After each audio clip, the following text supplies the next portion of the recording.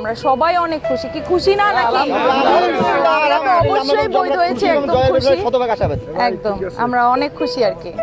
এখানে আসলে নতুন করে আসি নাই, এটা আমার বাবার জন্মস্থান লালমনিরহাট, যেটা আপনাদের হাতীবান্ধার তো ওইটাতে আমার বাবার জন্মস্থান।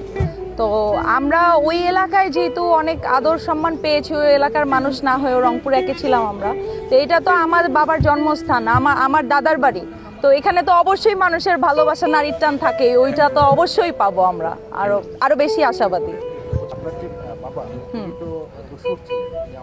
কেন দোষর ছিলেন? কি কারণে দোষর?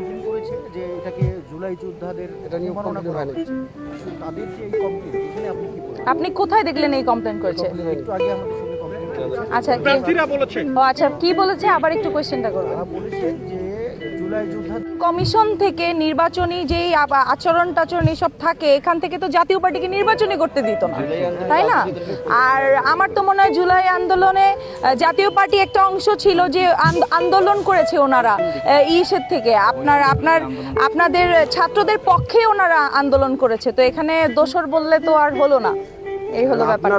আরো জানাচ্ছি, রংপুর বিভাগের সর্বপ্রথম বৈষম্য বিরোধী মানে এই আওয়ামী লীগ সরকারের বিরুদ্ধে আমরাই মিছিল করেছি, এবং ওই সময় তৎকালীন আমাদের মাননীয় মেয়র মহোদয়কে স্বরাষ্ট্রমন্ত্রীর উপস্থিতিতে মানে এমন কিছু ব্যবহার ইউজ করা হয়েছে যেটা ভাষায় প্রকাশ করা যায়। আবার বসুন রাঙ্গা কেন আজকে এই জেলা আসলেন না একটু যদি সেই বিষয়ে? উনি একটু অসুস্থ ছিলেন, আজকে তো যাচাই বাছাই ছিল ওরকম, তো ওনার পক্ষে আমি এসেছি, তো উনি চলে আসবেন ইনশাল্লাহ এলাকায়। ধন্যবাদ।